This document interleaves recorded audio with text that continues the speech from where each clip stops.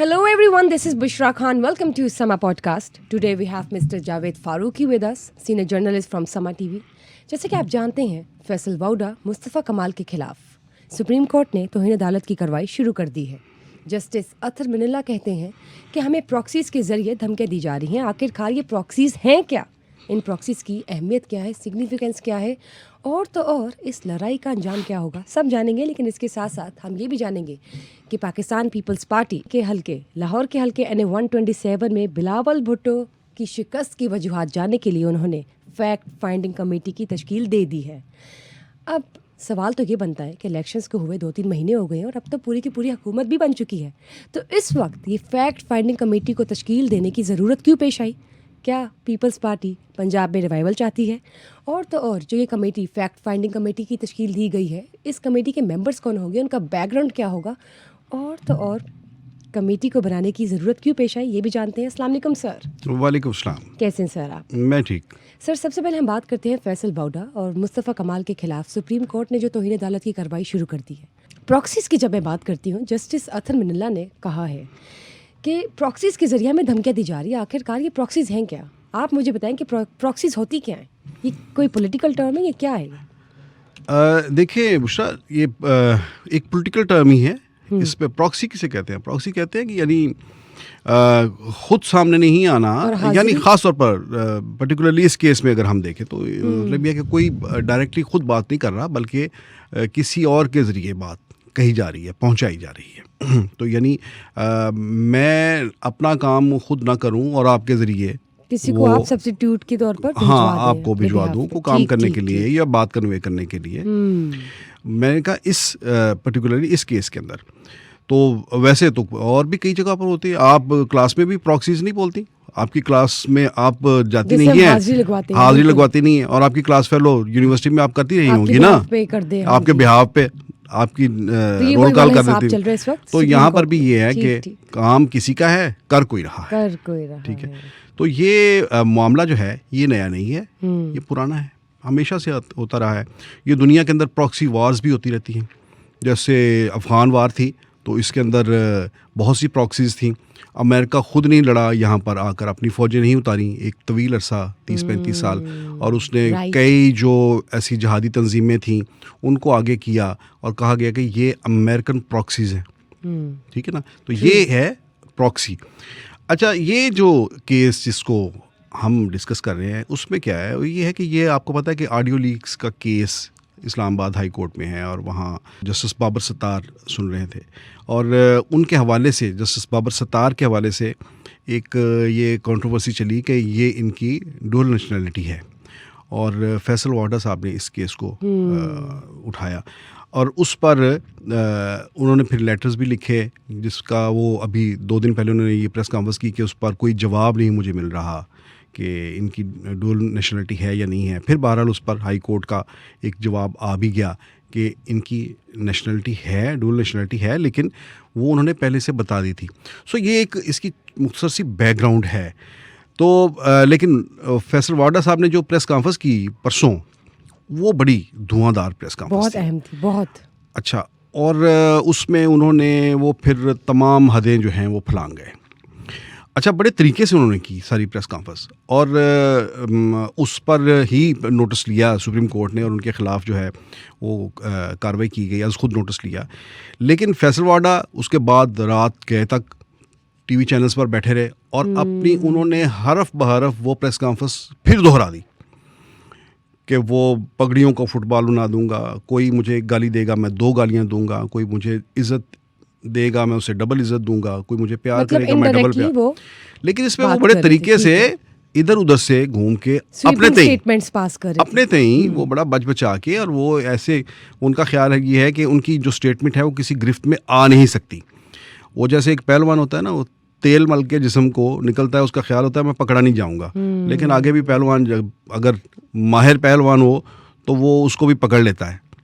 तो यहाँ supreme court ने उन्हें पकड़ा है, नोटिस किया है, और उन्होंने कहा कि इधर आओ ना भाई साहब। दूसरी इसी किस्म की प्रेस कॉन्फ्रेंस की मुस्तफ़ा कमाल जो MKM के हैं, उन्होंने भी यही ऐसी बातें की।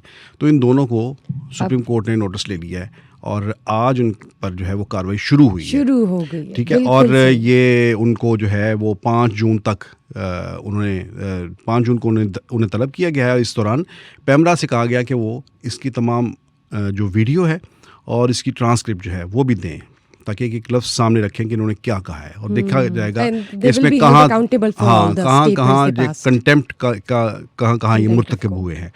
ये मामला बड़ा संगीन है। अब ये लड़ाई इनफैक्ट जो है ये बढ़ती जा रही है, जिससे कहा जा रहा है कि ये इदारों के दरमियान लड़ाई है। मसलन सीधी सी बात ये है कि ये कहा जा रहा है कि ये अदलिया और इस्टेब्लिशमेंट के दरमियान लड़ाई है।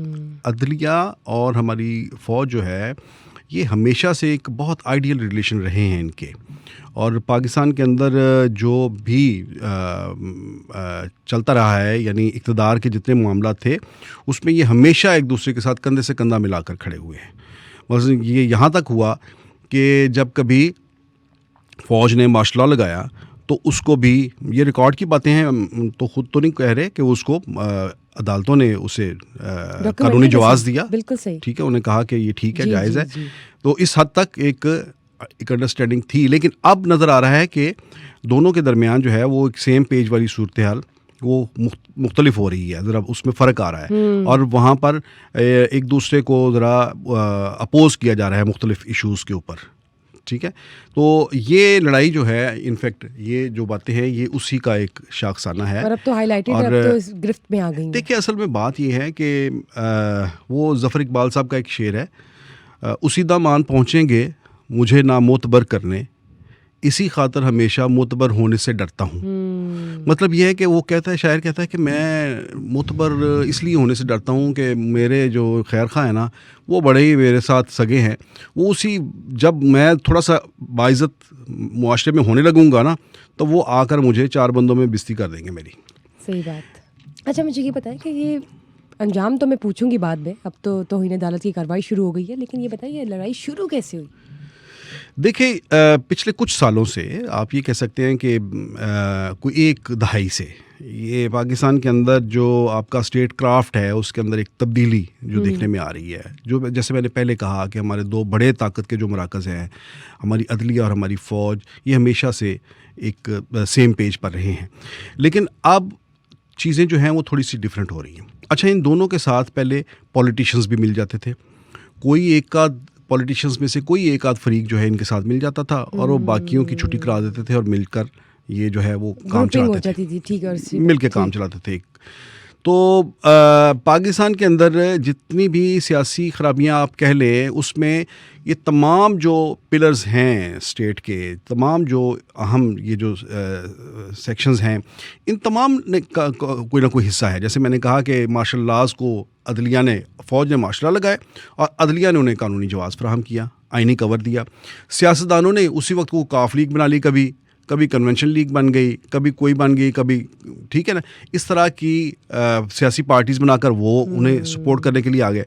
तो यही वजह है कि अब जबकि कुछ थोड़ी सी चीज़ें जो हैं वो डिफरेंट होना शुरू हुई हैं और सोच में तब्दीली आना शुरू हुई है और ये बात कही जाने लगी है कि इदारों को अपने अपने आइनी दायरा कार के अंदर रहकर काम करना चाहिए।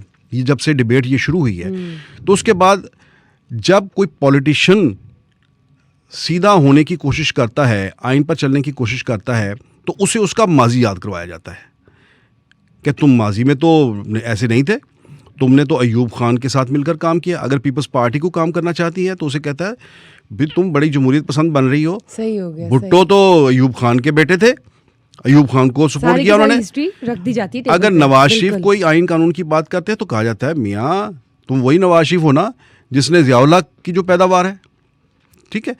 इमरान खान ने अगर कोई बात की है तो कहते हैं कि ये तो पाशा की पैदावार है, सही। Same case is with judiciary अगर कोई बात करने लगती है तो कहा जाता है आप वही हैं ना जिन्होंने परवेज़ मुशर्रफ के माशाल्लाह को आइनी करार दिया, जिन्होंने ज़िया के माशाल्लाह को आइनी करार दिया, जिन्होंने तमीज़ुद्दीन केस याद करवा दिया जाता है उन्हें, आपने भुट्टो को फांसी लगा दी। फ़ौज के साथ फ़ौज कहती है तो फ़ौज को कहा जाता है कि आप वही फ़ौज हो जिसने उस दौर में वो मार्शल लगाया, उस दौर में वो मार्शल। अब आप कैसे, अगर फ़ौज ये कहती है कि हम गैर सियासी होना चाहते हैं, हम सियासत पे अपना किरदार नहीं चाहते, तो फ़ौज को फिर वो दिन याद करवाए जाते हैं कि जब फ़ौज सियासी थी। सो कोई भी किसी को सुकून से चैन से रहने नहीं देता। तो वो जो मैंने कहा कि उसी दामान पहुँचेंगे मुझे ना मोतबर करने, इसी खातर हमेशा मोतबर होने से डरता हूँ। तो मोतबर होने ही नहीं दिया जाता। लेकिन मेरा ख्याल है कि ये काम शुरू करना पड़ेगा, किसी को तो इब्तिदा करनी पड़ेगी, किसी को इनिशिएटिव लेना पड़ेगा ताकि बाकी सबके लिए। तो ये सारी लड़ाई इसीलिए है। फैसल वाडा की भी प्रेस कॉन्फ्रेंस यही है, मुस्तफ़ा कमाल की प्रेस कॉन्फ्रेंस भी यही है। तो देखते हैं कि अब इस पर क्या करते हैं। अंजाम आपको क्या लगता है, कोई आइडिया है आपको क्या हो सकता है? देखें, एक अंजाम इसका यही है कि ये चीज़ें जो हैं होगी डेफिनेटली। मेरा ख्याल है कि इस पर एक एक्शन होगा सुप्रीम कोर्ट की तरफ से, क्योंकि अगर स्पेयर कर दिया गया तो ये सिलसिला जो है वो आगे भी चलेगा। और 5 जून को जब ये तलब हुए हैं तो उससे पहले आपको कोई क्या लगता है कि क्या प्रिपरेशंस होंगी इनकी? एक तो वो रिकॉर्ड भी मंगवाया गया है जो स्टेटमेंट्स इन्होंने पास की थी, बिल्कुल ये भी, हाँ, और इनको जो तलब किया गया है ये भी अपनी स्टेटमेंट्स जो है ये तैयार करेंगे। एक ये प्रॉक्सीज की जो बात है ना, ये बड़ी इंटरेस्टिंग है। प्रॉक्सीज हर दौर में रही हैं, मतलब हर इदारे ने, जैसे मैंने कहा ना कि हर इदारे ने इस काम में अपना हिस्सा डाला है, उसी तरह से मसलन ये है कि देखें किसी दौर में फ़ौज के लिए जो पॉलिटिशियन काम करते थे वो प्रॉक्सीज पहले भी होती थी। मसलन एक बहुत मशहूर होता था कि पीर साहब पगाड़ा बात करते थे कि मैं GHQ का बंदा हूँ, मैं पिंडी का बंदा हूँ। शेख रशीद कहते थे कि मैं गेट नंबर 4 की पैदावार हूँ, और वो बाकी पॉलिटिशियंस के बारे में कहते थे कि वो भी गेट नंबर 4 की पैदावार है। तो ये पॉलिटिशियंस में, जुडिशरी के अंदर भी वहाँ पर कई वकला ऐसे रहे हैं जो कई बार ऐसे केसेस सामने आए, कई बार ऐसे वाक़े सामने आए जब ये पता चला कि फ़लाँ वकील साहब ने वो जो रिट की थी वो फ़लाँ जज साहब के कहने पर रिट की थी, तो वो उसमें से कुछ निकालना चाहते थे। इसी तरह से एस्टेब्लिशमेंट के बारे में तो आपको पता ही है, पॉलिटिकल पार्टीज़ भी अपनी प्रॉक्सीज़ के ऊपर काम करती हैं, उनकी भी प्रॉक्सीज़ होती हैं। मतलब जब वो अपने अलायंस बनाते हैं तो वो उस एक अलायंस के अंदर वो अपने हामी पार्टीज़ जो हैं, वो छोटी पार्टीज़ वो इकट्ठा करती हैं। हमें याद है जब ग्रुप्स बन जाते हैं, जब ARD बनी थी ना, एक नवाज शरीफ के साथ बेनज़ीर भुट्टो ने बनाई, तो उस पर कई छोटी छोटी पार्टीज़ जो थी ना वो भी थी। तो वो जब मीटिंग होती थी ARD की, उस अलायंस की, तो उसमें वो सब ग्रुप्स से सब पार्टीज, नवाबुद्दीन नसरुल्लाह को और मियां नवाज शरीफ को बहुत जिच करती थी वो छोटी पार्टीज़, और उनके पीछे कहा जाता था कि ये बेनज़ीर भुट्टो की प्रॉक्सीज़ हैं। तो ये प्रॉक्सीज़ का खेल चलता रहेगा, पुराना है, ये चलता रहता है। जैसे कहते हैं ना, पार्ट ऑफ बाज़ का ऐसा होता है कि आप एक बात जो है वो खुद नहीं कह पाते। मसलन अब ये बात ये भी है कि DG ISPR ने जो प्रेस कॉन्फ्रेंस की थी उसके बाद जो PTI ने और बाकी लोगों ने, उनके मुखालिफिन ने, जो मौलाना फजलुर रहमान ने जो कुछ कहा, तो उसके बाद अब वो तो नहीं हर बात पर सामने आ सकते। इसलिए कई सियासतदानों में ऐसे लोग जो उनके बड़े दोस्त हैं, कुछ ना कुछ करना पड़ता है, ये चलता रहता है। सही, लेट्स सी कि आगे क्या होता है। हम अपडेट्स भी शेयर करेंगे अपने नाजरीन के साथ, और 5 June is going to be very important regarding this case. देखते हैं उस दिन क्या फैसला होता है, क्या एक नई बात सामने आती है।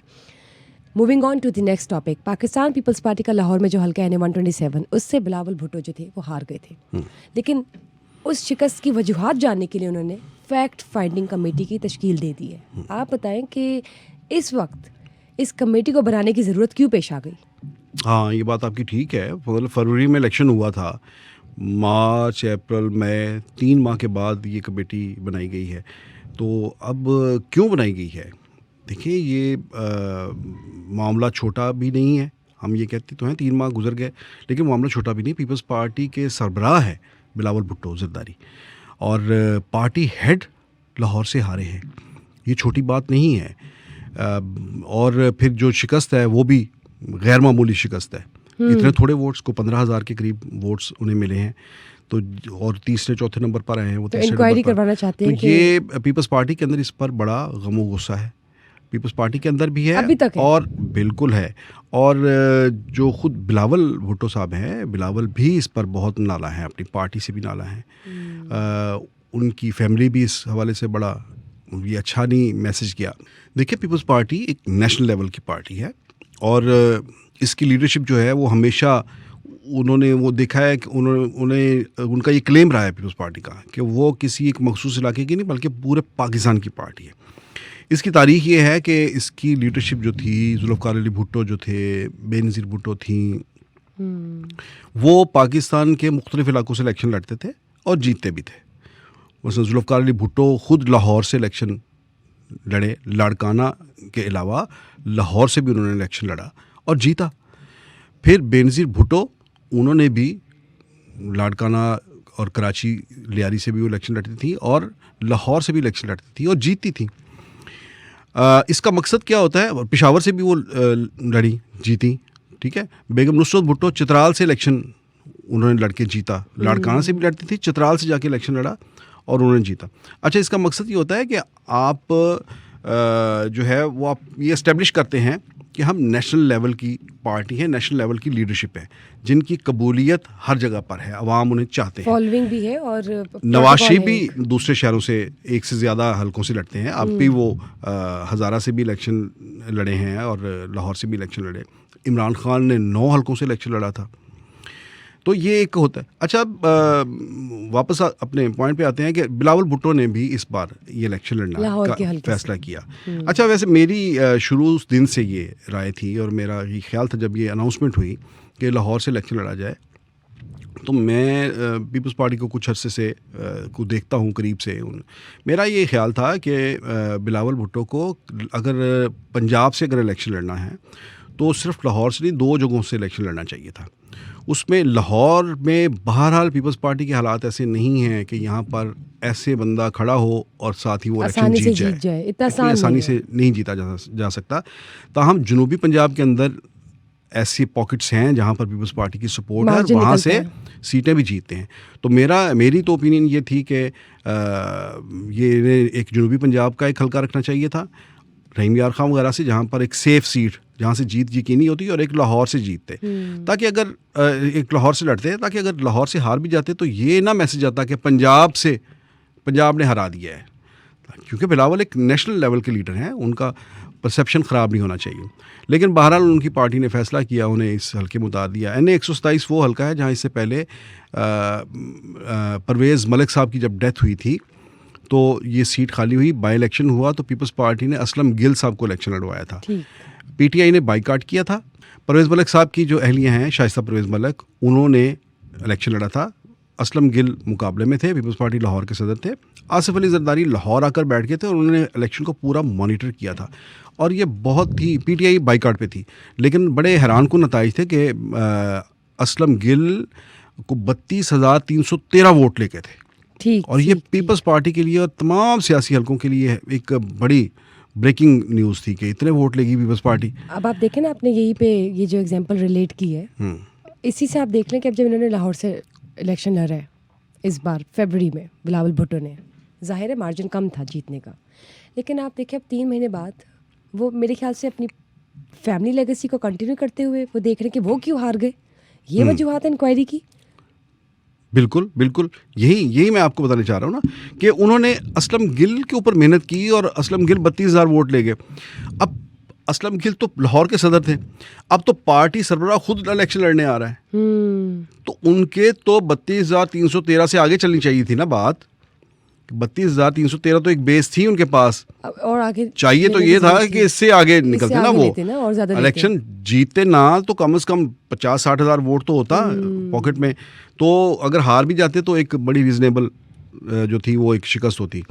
लेकिन यहाँ पर बिल्कुल ही लुटियाई डूब गई पीपल्स पार्टी की। 15,000 वोट निकला। और फिर ऐसी सूरत में जब इसके नीचे उनके 5 सूबाई असम्बली के कैंडिडेट इलेक्शन लड़ रहे थे, 5 विंग्स जो थे उनके थे, जो यानी इतनी भरपूर इलेक्शन कैंपेन थी, इसके बावजूद वो इलेक्शन हार गए। इसके अंदर बड़े बड़े ब्लंडर देखने में आए इस इलेक्शन के अंदर। पीपल्स पार्टी ने वसाइल भी झोंके इसके अंदर ठीक ठाक किस्म के, और उन्होंने अपनी पूरी तंजीमें जो थी वो भी यहाँ पर अपनी झोंक दी। लाहौर के 13 कौमी असम्बली के हलकों में से सिर्फ इस एक हलके के अंदर इलेक्शन लड़ा जा रहा था और वो चेयरमैन बिलावल भुट्टो जरदारी का इलेक्शन लड़ा जा रहा था। पार्टी का हर ओहदेदार यहाँ पहुँचा हुआ था, पंजाब से, कश्मीर से, ये वो पूरा जोर लगा दिया उन्होंने। हर जो था उसके अंदर उन्होंने अपना जो भी था टूल जो था वो इख्तियार किया। उन्होंने जहाँ जहाँ जो बंदा काम कर सकता था, यहाँ तक कि चौधरी सरवर जो साबिक गवर्नर पंजाब थे उन्हें भी इसके अंदर, लेकिन रिज़ल्ट नहीं आया। भाई क्यों नहीं आया वहाँ पर? तो लेकिन नीचे इनफैक्ट जो बात थी वो ये थी कि यहाँ पार्टी के अंदर तंजीम नहीं है उनकी, जो असल अगर आप मुझसे पूछें कि इसकी वजूहात क्या हैं, पार्टी की तंजीम साजी के ऊपर कोई तवज्जो ही नहीं दी गई।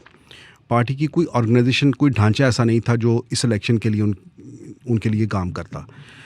ज़रूरत इस चीज़ की थी, पुअर परफॉर्मेंस हो गई ना, पुअर परफॉर्मेंस थी। बल्कि एक चीज़ तो जो मेरे सामने आई वो मेरे लिए बड़ी हैरानकुन थी, वो ये थी कि उन्होंने एक ऐप तैयार की थी जिसमें बिलावल भुट्टो के लिए ये था कि आप इसके ऊपर सर्च करें तो आपको अपना वोट नंबर मिल जाएगा कि आपका वोट किस जगह पर है, कौन से पोलिंग स्टेशन पर है। लेकिन ये ऐसा ऐप हुआ? तैयार ये effectively ऐप की? तैयार फिर? हुई, ऐप तैयार हुई, लेकिन मज़े की बात क्या है, उसके अंदर डाटा जो था इलेक्शन 2024 की वोटर लिस्टों का नहीं था, इलेक्शन 2018 की वोटर लिस्टों का डाटा उसमें फीड कर दिया गया। अच्छा, अब ये डाटा किसने, पुराना बाय ओल्ड चांस डाटा हुआ या किसने, इंटेंशनली? मैं क्या कह सकता हूँ कि ये किसी ने दानिस्ता तौर पर किया है या गैर दानिस्ता अच्छा, किया है, आपने लेकिन ये जो आपने- लेकिन ये बहुत बड़ी क्रिमिनल नेग्लिजेंस थी इस हवाले अब से ये जो कि आपने point पार्टी दिया है- हेड जो है वो इलेक्शन लड़ रहा है और आपने एक ऐप तैयार की है जिसके ऊपर डेफिनेटली मिलियंस ऑफ रुपीस जो है वो खर्च हुए लेकिन होंगे। डाटा का वो जो असल आपने मकसद था वो अपने नहीं हो तौर सका पर बहुत पूरा हाईटेक इलेक्शन ऐप के बनाने की थ्रू। कोशिश की, लेकिन कुछ भी नहीं। नतीजा zero। बेशुमार ऐसे पोलिंग स्टेशन थे जहां पर पोलिंग एजेंट्स ही नहीं थे। पोलिंग एजेंट्स को जो लिस्टें फराहम की जाती हैं वो इलेक्शन की से एक दिन पहले की रात तक वो इलेक्शन बहुत सी जगहों पर वो लिस्टें ही फराहम नहीं की गई थी, वोटर लिस्टें ही फराहम नहीं की। तो मुझे अब ये बताइए कि फैक्ट फाइंडिंग कमेटी के मेंबर्स कौन होंगे और उनका बैकग्राउंड क्या है? ये भी देखिए सिलेक्शन हो गई है? हाँ, ये 3 मेंबर्स की कमेटी राजा परवेज अशरफ ने बनाई है। सैयद हसन मुर्जा जो पार्टी के सेक्रेटरी जनरल हैं उन्होंने इसकी नोटिफाई कर दिया। राना इकराम रब्बानी है इसमें, सीनियर लोग हैं तीनों ही। ठीक, आसिफ खान हैं और इम्तियाज़ सफदर वड़ाइच हैं। राना इकराम रब्बानी पुराने पार्टी के मेंबर हैं और ये वज़ीर सेहत भी रहे हैं वट्टू कैबिनेट के अंदर पार्टी के, और पंजाब के अंदर वज़ीर सेहत है पीपल्स पार्टी के। फिर आसिफ खान पुराने कॉमरेड हैं, जियाले हैं, और इम्तियाज़ सफदर वड़ाइच ये पीपल्स पार्टी के पंजाब के सदर रहे हैं और फेडरल मिनिस्टर भी रहे हैं, स्टेट मिनिस्टर भी रहे हैं। तो लेकिन इन तीनों की इंटरेस्टिंग बात ये भी है कि ये तीनों हैं तो बड़े सीनियर लोग हैं, बड़े संजीदा लोग हैं, लेकिन ये तीनों कुछ अर्सा पहले पार्टी कुछ छोड़ भी गए थे और ये खुद भी पार्टी एक बार यानी छोड़ के वापस आ चुके हैं।